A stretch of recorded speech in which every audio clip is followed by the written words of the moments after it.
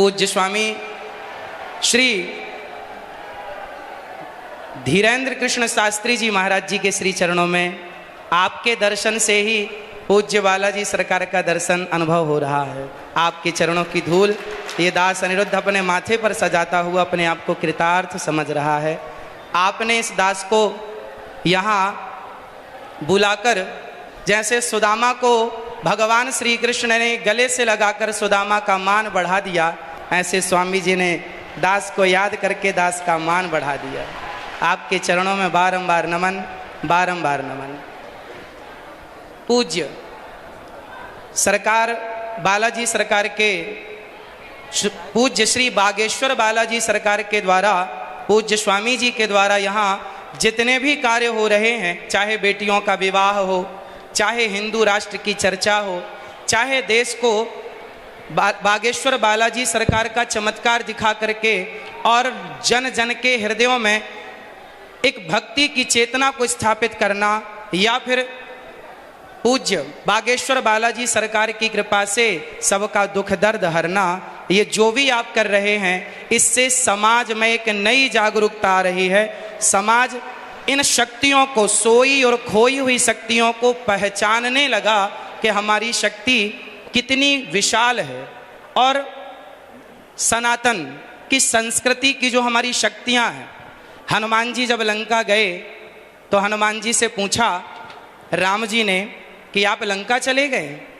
तो हनुमान जी ने कहा, प्रभु मुद्रिका मेल मुख माही। हे प्रभु, ये मेरा कोई बल नहीं है, आपके नाम की जो मुद्रिका मेरे मुख में थी तो जलद ही लांग गए, अचरज नाही। यदि भगवत कृपा से हनुमान जी छलांग लगा के सेतु को, समुद्र को पार कर सकते हैं, तो उन्हीं हनुमान जी की कृपा से पूज्य स्वामी जी यदि समाज को जोड़ रहे हैं, हिंदू राष्ट्र का सपना देख रहे हैं, तो ये भगवत कृपा ही है और ये संभव है। आप देखिए, हिंदू क्या है, हिंदू किसे कहते हैं? आज विदेशी आते हैं, आकर हिंदू बन जाते हैं और राम नाम की जपते माला भक्ति में रम जाते हैं। धरा ये जिस पर घूम रही, हम उसी केंद्र के बिंदु हैं। गर्व से कहो हम हिंदू हैं, हम हिंदू हैं, हम हिंदू। सनातन धर्म क्या है? सनातन संस्कृति किसे कहते हैं? आज समझने की बात है। जब हमसे कोई पूछता है कि आप कितने भाई हैं, तो हम कहते हैं हम 2 भाई हैं, हम 3 भाई हैं, हम 4 भाई हैं, हम 5 भाई, या हम सिंगल हैं। हम ऐसा परिचय देते हैं। यदि आप कितने लोग चाहते हैं कि हिंदू राष्ट्र बनना जरूरी है, चाहते हैं, तो आज से अपना परिचय बदलिए। और कोई आपसे पूछे आप कितने भाई हैं, तो ये मत कहो कि हम 1 2 3 4 5 भाई हैं, ये कहो हम टोटल 4 भाई हैं। और 4 कौन कौन? ब्राह्मण, क्षत्रिय, वैश्य और शूद्र। हम चारों जब संगठित होंगे तब हिंदू राष्ट्र बन सकेगा। यदि हम संगठित नहीं हुए तो केवल सपने ही रह जाएंगे। इसलिए आज से हम कितने भाई हैं? कौन कौन? ब्राह्मण, क्षत्रिय, वैश्य, शूद्र। ये चारों मिलकर जहां सुमति तहां संपत्ति नाना, जहां कुमति तहां विपत्ति निदाना। जहां संगठन होता है ना, वहीं विजय होती है। जहां एकता है वहां सब कुछ है। संसार की हर खुशी वहां है जहां एकता है। यदि हम बिखर गए, मुगलों ने, अंग्रेजों ने क्या किया? हम हिंदुओं को, हम सनातनियों को लड़ाया, आपस में लड़ाया। फूट डालो शासन करो किसका नारा था? तो आपस में लड़ाया उन्होंने, हम लड़ते चले गए और लड़ने का परिणाम ये हुआ कि हमारे देश के टुकड़े टुकड़े हो गए। केवल लड़ाई का परिणाम है ये। यदि हम संगठित रहते तो क्या मजाल किसी की कि हमारी तरफ कोई आंख उठाकर देख लेता। हमारे सनातन धर्म में चाहे ब्राह्मण हो, क्षत्रिय हो, वैश्य हो, शूद्र हो, आप बताइए, आज जिस छुआछूत, ऊंच नीच की बात की जाती है, बताइए क्या हमारे सनातन धर्म में, क्या हमारे हिंदू धर्म में, क्या हमारे वेद पुराणों और ऋषि मुनियों के द्वारा क्या छुआछूत की भावना कभी थी? यदि छुआछूत होता तो भगवान राम निषाद राज्य को गले ना लगाते। यदि छुआछूत होता तो भगवान राम माता शबरी के बेर ना खाते। इसका मतलब है भगवान और भक्त हमारे यहाँ तो संत रैदास जी हुए हैं, जिनके चरणों को लोगों ने प्रणाम किया है, धो धो करके पिया है, जिनका आज भी ये मुहावरा, ये वाक्य आज भी प्रचलित है कि मन चंगा तो कठौती में गंगा। ऐसे महापुरुषों को हमने अपने हृदय में बिठाकर उनको पूजा है। यदि हमारे यहाँ जातवाद होता, ऊंच नीच होती, तो हम कभी भी ऐसे लोगों को इस रूप में स्वीकार ना करते। इसका मतलब हमारे देश में जातवाद था ही नहीं। ये जातवाद का जहर घोलकर सिर्फ सनातनियों को आपस में लड़ाने का षड्यंत्र किया गया, और जिस षड्यंत्र की चपेट में हम सभी भारतीय आ गए, हमको लड़ाया गया, हमें गलत पढ़ाया गया। जैसे समझिएगा क्या क्या गलत पढ़ाया गया। हम लोगों को पढ़ाया गया कि हम जब पढ़ते थे ना तो हमें पढ़ाया जाता था गा गणेश का, गा से गणेश।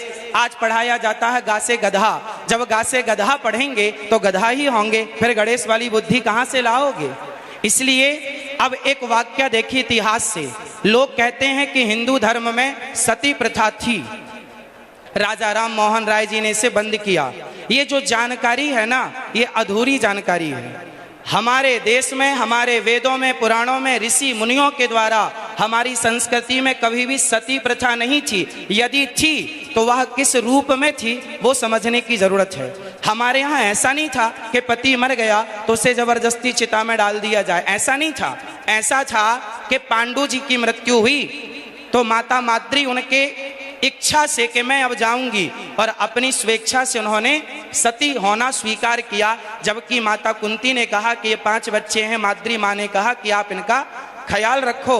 तो माता कुंती अपनी इच्छा से रह गई और माता माद्री अपनी इच्छा से चली गई।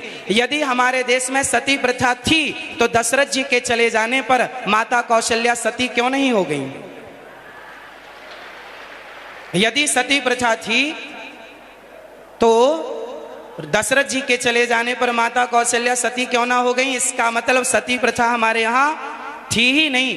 हाँ, वो सती प्रथा थी कि जैसे मेघनाथ के मर जाने पर, उनकी मृत्यु हो जाने पर उनकी पत्नी ने अपनी स्वेच्छा, अपनी इच्छा से उस सतीत्व को स्वीकार कर लिया, अग्नि में प्रवेश कर गई अपने बल से। जबरदस्ती उठाकर डालना ये परंपरा हमारी कभी थी ही नहीं। हम हिंदू कैसे हैं? आज इस धरती पर जितने भी मजहब, जितने भी पंथ हैं, आप सबसे मिलकर देखिए हिंदू कौन है। हिंदू एक विचारधारा है, हिंदू एक सोच है। अहिंसा ही परमो धर्मः, जहां अहिंसा की बात होती हो वो हिंदू हैं। जो पूरी दुनिया में घूम कर देखिएगा, कोई धर्म के नाम पर जीव हत्या कर रहा है, बकरे काट रहा है, कोई धर्म के नाम पर सुअर काट रहा है, कोई कुछ खा रहा है, कोई कुछ खा रहा है। पर हमारे सनातन धर्म में बकरा बकरी खाने से त्योहार नहीं होता। हमारे यहाँ तो 56 भोग लगते हैं ठाकुर जी को। ये संस्कृति हमारी है।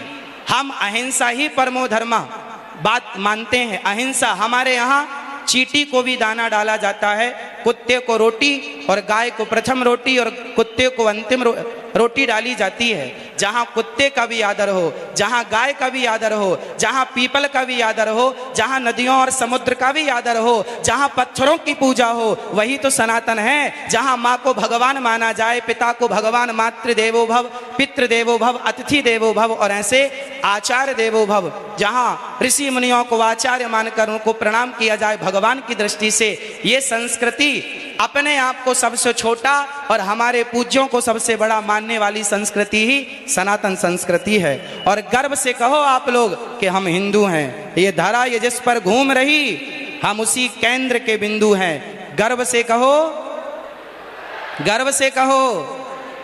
तो आज से जात पात ऊंच नीच कौन कौन मिटाएगा? और आपस में गले लगकर रहिएगा। चाहे ब्राह्मण, क्षत्रिय, वैश्य, शूद्र, हमारे लड़ने झगड़ने का फायदा उन लोगों ने उठाया। गांव गांव आज हमारे हिंदू क्रिश्चियन होते चले गए। कारण जानते हैं? कारण ये है कि हमें लगा हमारे बगल वाले घर वाला चला गया, हमें क्या फर्क पड़ता है। नहीं, आपको अपने हर भाइयों को सबको गले लगाना है और सबको अपने धर्म की शिक्षा देना है। और आप ही 24 घंटे में 23 घंटे अपने परिवार अपने व्यापार के लिए काम करो, पर 1 घंटा अपने सनातन धर्म के लिए काम करो, अपने सनातन संस्कृति की रक्षा के लिए 1 घंटा, वरना आधा घंटा 30 मिनट भी यदि कोई निकाले और जन जन तक जाकर के यदि सनातन धर्म का परचम लहराए, लोगों को जागरूक करे, अपनी गीता अपनी रामायण अपने संतों की महान चर्चाएं सुनाए, तो क्या मजाल के कोई हमारा सनातनी हमसे फिसल कर कहीं और चला जाए। यदि बट गए तो घट गए, और बट गए तो घट गए, और घट गए तो मिट गए। यदि मिटने से बचना है तो संगठन जरूरी है, संगठित संगठन होना जरूरी है। और संगठन तब संभव है जब हम ये भूल जाएंगे कि हम ब्राह्मण हैं। संगठन तब संभव है जब हम भूल जाएंगे कि हम क्षत्रिय हैं। संगठन तब संभव है जब हम भूल जाएंगे कि हम वैश्य हैं। और संगठन तब संभव है जब हम भूल जाएंगे कि शूद्र है। सब एक सुर में कहें, हम ब्राह्मण नहीं, क्षत्रिय नहीं, वैश्य नहीं, शूद्र नहीं, हम हिंदू हैं, हम राम के हैं, हम कृष्ण के हैं। बस एक ही पहचान, एक ही बात कहनी है, हम सनातनी हैं और हम भगवान राम के चरणों की धूल हैं, श्री हनुमान जी के चरणों के दास हैं। तो आप और हम मिलकर स्वामी जी के साथ पीछे पीछे चलें, स्वामी जी का सपना साकार करने में। जैसे हमारे देश के प्रधानमंत्री जी ने जब झाड़ू उठाई तो घर घर के लोगों ने झाड़ू उठाकर देश को स्वच्छ किया। आज भी फिर से अपने विवेक की झाड़ू उठाने की जरूरत है और संगठन की झाड़ू उठाकर लगा डालो और पूरे देश को एक सूत्र में, प्रेम के सूत्र में बांध डालो। और जिस दिन ये बंध गया तो हम केवल सपना ना देखें, उसे साकार करने के लिए हमें पसीना बहाना पड़ेगा। चाणक्य ने चंद्रगुप्त मौर्य का हाथ देखा। चंद्रगुप्त मौर्य ने कहा, बताओ मेरे हस्तरेखा क्या कह रही है। पूज्य चाणक्य ने कहा कि तेरे हस्तरेखा पर, तेरे हाथ पर लकीर कह रही है कि तू सम्राट बनेगा।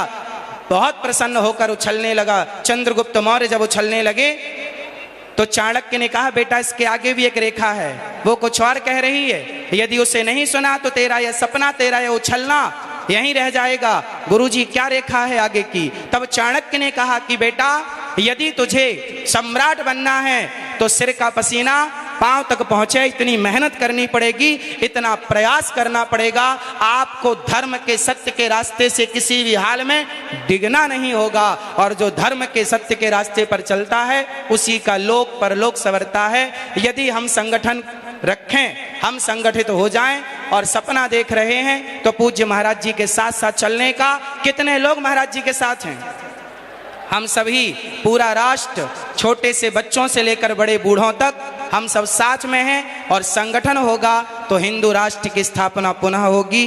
गाय को फिर अधिकार मिलेगा जो अधिकार भगवान श्री कृष्ण ने दिया है। गाय को भी राष्ट्र माता होनी चाहिए, हाँ या ना? तो जब हम सनातनी संगठित होंगे ना तो सब पॉसिबल है, वरना लड़ते ही रहें, जातवाद में बटे रहें तो कुछ नहीं होने वाला। स्वामी श्री कृपात्री जी महाराज ने भी एक सपना देखा था। उस समय की वर्तमान इंदिरा गांधी जी से कहा था, उन्होंने कहा था कि आप मुझे प्रधानमंत्री होने का आशीर्वाद दो। पूज्य महाराज श्री ने कहा था कि मैं आशीर्वाद तो दूंगा पर गाय को राष्ट्रमाता घोषित करनी पड़ेगी।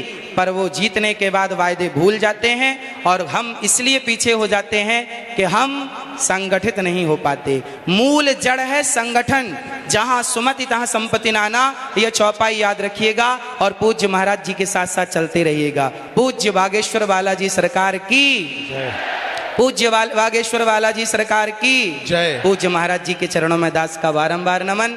और आपका ये प्रयास अति शोभनीय है। ऐसे महान पुरुषों के सानिध्य में आप ये प्रयास कर रहे हैं। इतना बड़ा प्रकल्प है, इतनी बड़ी यात्रा है, हम सब आपके साथ हैं और सभी मिलजुल करके हम अपने देश की सेवा करेंगे। जिस प्रकार से जरूरत पड़ेगी उस प्रकार से सेवा करेंगे। सभी गुरुजनों के श्री चरणों में दास का बारंबार नमन। सबको जय श्रीमन नारायण, जय श्री कृष्णा।